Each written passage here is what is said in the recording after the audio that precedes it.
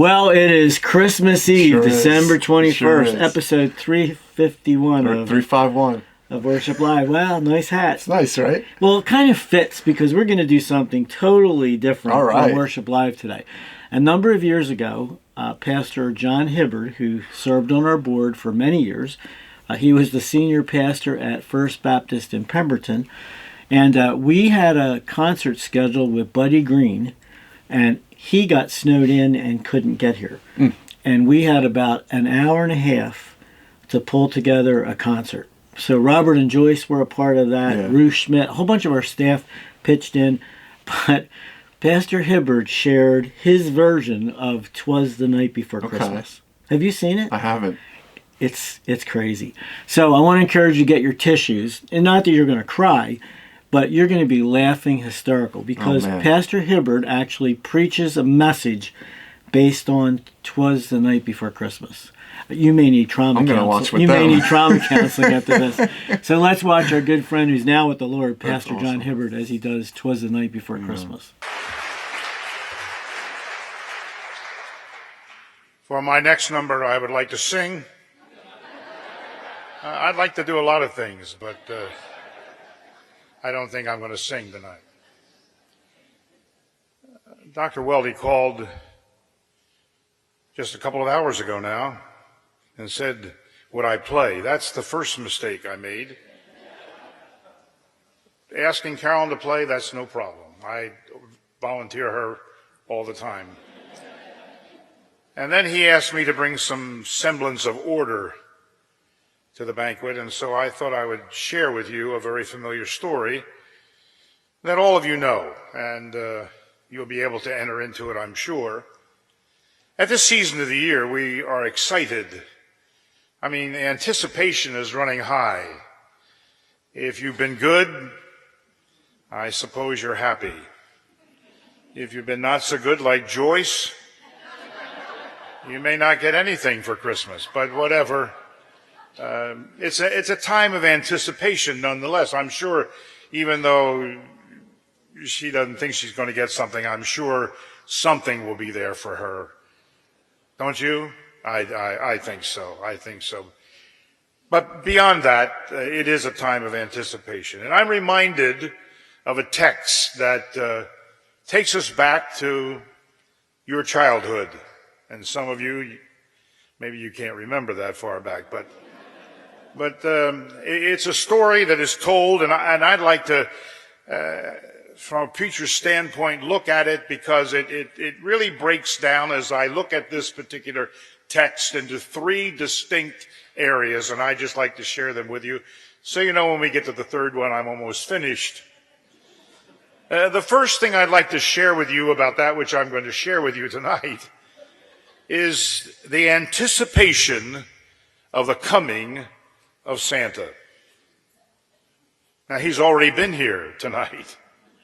He's an ugly looking dude. But he's already been here. And we don't know where he went. Hopefully he knows where he's going. But let me just share some thoughts with you from this very important text that you know very well. It was written by a Mr. Moore, and it goes something like this. "'Twas the night before Christmas." Now, I want you to notice something. We're not going to go verse by verse in this, but I just would like to let you know that what he's saying here is, and he wants to get it across to you and me, it was the night before Christmas. Did you get that? He didn't say it was the 12th day before Christmas. He didn't say it was the 8th day or the whatever day. It was the night before Christmas. Anticipation for the coming of Santa. It was the night before Christmas, and all through the house, listen to this. Not a creature was stirring. Not even a mouse. Now, you know that it had to be the house, don't you? I mean, it tells us right in the text that it is, but you know it wasn't the church, don't you? Because people stir in churches. Telephones go off in churches.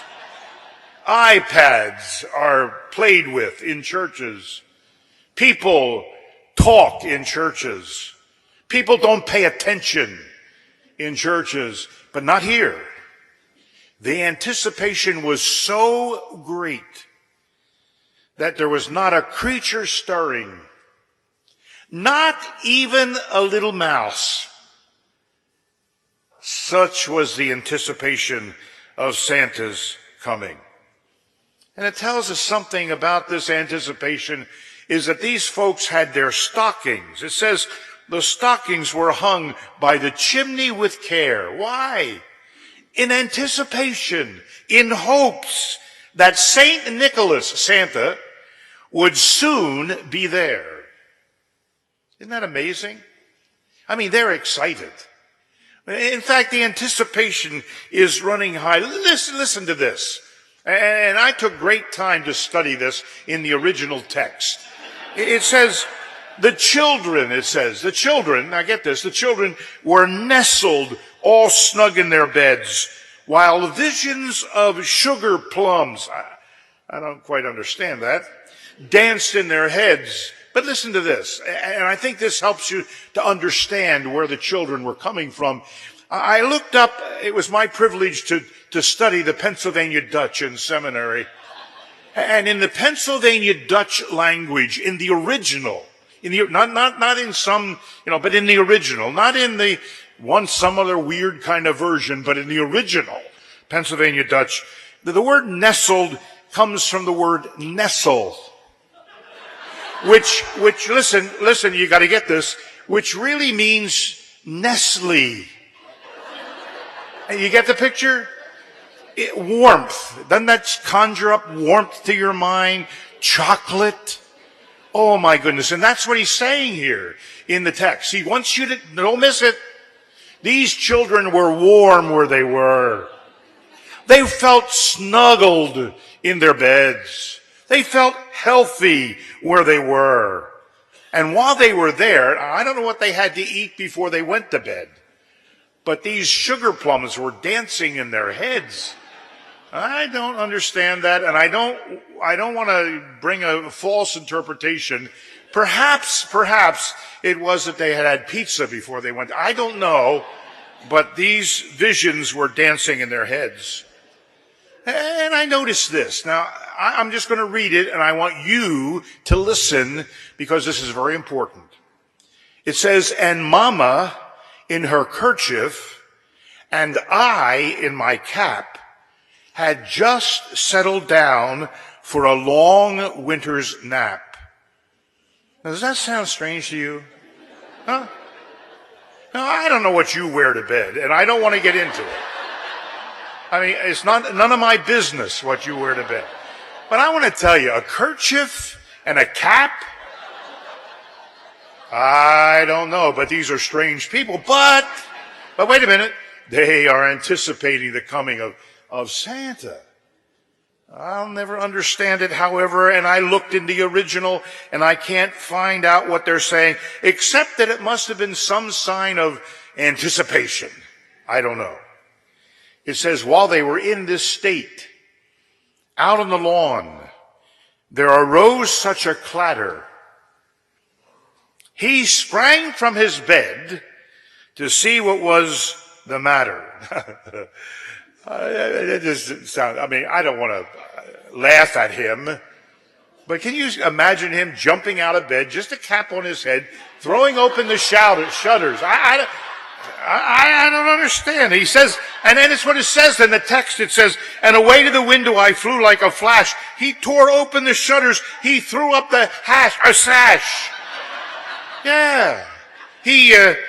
I don't know, but there he was. And then this beautiful, it says, "The moon on the breast of the new fallen snow gave the luster of midday to the objects below." Isn't that sweet? But you see, this is all because they were anticipating. The anticipation was so high in the coming of Santa. Secondly, tonight, notice in the text the coming of Santa. It says, and what to my wondering eyes should appear? But a miniature sleigh and 8 tiny reindeer. Now, I'm not going to read into this, but we are glad in a little bit that they were tiny reindeer. You'll find out in a minute. But he said, when he saw the little old driver, he was lively and quick. This guy with the cap on his head said, I knew in a moment, it must be St. Nick. This is the guy we're waiting for. This is why we're all ready. More rapid than eagles, his coursers they came. He whistled and shouted. He called them by name. Can you imagine that? Listen to what he said. Now Dasher, now Dancer, now Prancer and Vixen, on Comet, on Cupid, on Donner and Blitzen. Now, do you notice anything that's not there? Rudolph the Red, the communist guy. Rudolph the red-nosed reindeer. He's not there. I wonder what happened to him. He's not there, however. And Mr. Moore, in writing the text, must have missed it. But at least we know that Rudolph was there. To the top of the porch, to the top of the wall. Now dash away, all. As dry leaves that before the wild hurricane fly, when they meet with an obstacle, mount to the sky. Just keep that in the back of your head because that's important in just a moment. So up to the house, top the coursers they flew. Why doesn't he say reindeer? Anyhow, coursers. Who ever heard of coursers? Coursers they flew with a sleigh full of toys and St. Nicholas too. And then in a twinkling, I heard on the roof the prancing and pawing of each little hoof. Remember what we read earlier in the text? Tiny reindeer, little old man. Aren't you glad they are little and tiny? They're up on the roof prancing and dancing or whatever they're doing, making a mess of things. And you're glad they're little. At least if you own the house, you are. As I drew in my head and I was turning around, down the chimney St. Nicholas came with a bound. The coming of Santa. And lastly tonight, and I know you're glad it's almost over, the description of Santa. And I think we get a different picture of him in this text. He was dressed all in fur. I don't know about you, but men who dress in fur, I know it's not politically correct, but I want to tell you what, that's strange to me. Yeah, but there he was. And they don't lie, it's in the book. He was dressed all in fur. And then get this, I don't know if you've ever noticed this or not, but when you read the text carefully, as you have to, you'll find out this is true. It says he was dressed all in fur, and he was dressed that way from his head to his foot. You find that strange? The old boy only had one leg. Yeah, well, yeah, because if he had two, they would have said he was dressed all from head to his feet. But no, head to his foot. I never knew that. I don't know about you. Every Santa I've ever seen's had two legs, but this guy only has one. All his clothes were tarnished with ashes and soot. So let's just think about it. He's sort of odd. He's dressed in fur. He only has one leg. And he's dirty. A bundle of toys he had flung on his back. He looked like a peddler just opening his pack. You know what? He was a bum. He was a bum. He only had a pack on his back. A bum. His eyes, oh, how they twinkled. Yeah. I think because of the fur. His dimple, how merry. His cheeks were like roses, his nose like a cherry. I'm not going to go there. Here we're at Keswick, we don't talk about those things. I want to tell you, this boy is strange. He got a red nose. His droll little mouth was drawn up like a bow, and the beard on his chin was as white as the snow. That's kind of interesting to me. Everything else is dirty and sooty, but his beard is white. I don't understand that. The stump of a pipe he held tight in his teeth, and the smoke, it encircled his head like a wreath. Now see, this is where, remember back just a few minutes ago where we talked about the leaves and the hurricane blowing around? This boy's smoking in the midst of that. Hey, not thinking. He had a broad face. He had a little round belly. Don't look at me. That shook when he laughed like a bowl full of jelly. He was chubby and plump, a right jolly old elf. And I laughed when I saw him in spite of myself. You know, I got to stop here because this boy's laughing at Santa Claus. And he's standing there just a cap on his head. I mean, give me a break. You know. I don't know. He said a wink of his eye, there's that fur thing again, and a twist of his head soon gave me to know I had nothing to dread. That nice. And then, this is kind of interesting, he spoke not a word, but went straight to his work. Now, that's good.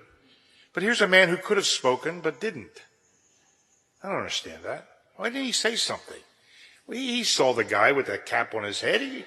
Why didn't he say Merry Christmas or, nothing?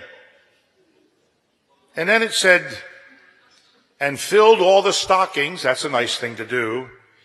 And then he turned with a jerk. Did you ever think about that? That's the kind of people he ran away with. Jerks. Now, I know a lot of those kinds of people. But Santa here rode in a sleigh with him. We didn't even know that till here. Evidently, these jerks went with him some way. I don't know. Now, get this. And this is kind of revolting to me a little bit. And I hate to even bring it up in closing, but it's in the book. It's got to be shared. It's got to be said. It's a truth.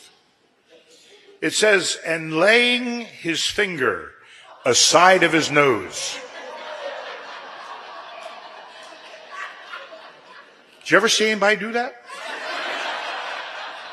I've seen construction workers on a cold day go, oh, like that. That's what he's doing. He didn't have the decency to use a handkerchief. I don't know. I hope this doesn't, tarnish your thinking about this old boy, but he had problems. He had problems. Anybody that walks around with jerks and, but he sprang to his sleigh. Up the chimney he rose. To his team gave a whistle, and away all they flew like the down of a thistle. But I heard him explain. Now you got to understand this too, because this might upset some of you tonight, and I don't want to do that. Not my purpose to upset anyone. But he said, I heard him exclaim ere he drove out of sight, Happy Christmas to y'all, and to all a good night. The boy wasn't from the North Pole. He was from the South Pole. I suppose he even liked Southern gospel music. I don't know. But whatever, Merry Christmas to all, and to all a good night. All right, James, so what's happening the next couple days and into next year? Well, tomorrow's Christmas, so that's exciting enough. And it's going to be neat because we always do a service here at Keswick for the colony residents and the Barber's Place students, and it's a very special time. They get to be with their families. And yeah, it's very exciting. Get to give their kids gifts. We'll have a meal and just spend the day together. So that's going to be really cool. But for our guests, for you guys, our New Year's Eve getaway is coming up. And just, I guess it's a week away, right? It is. From Christmas to New Year's is always a week. Usually.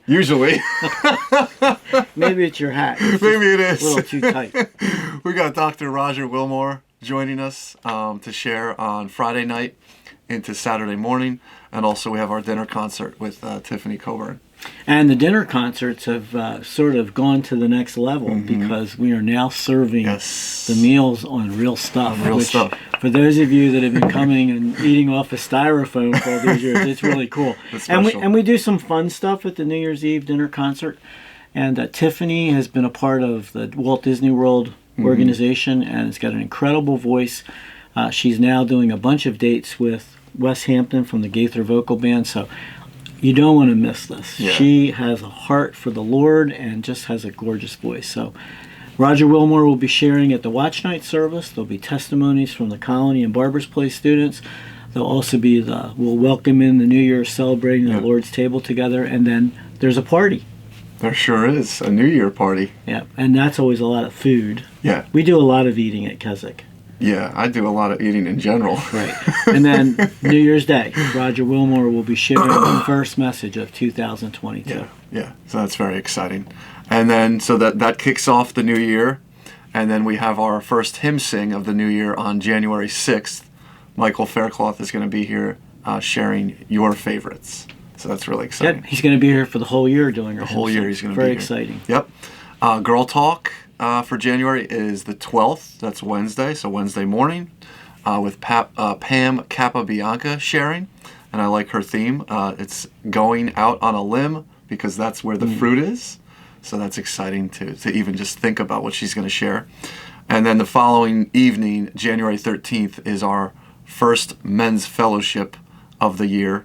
Pastor Graham Wilson from Wellspring Church in Toms River is going to share. It's kind of cool. Graham grew up here in America's Keswick and served here for a number of years as well in our marketing department and now as a pastor at Wellspring Church.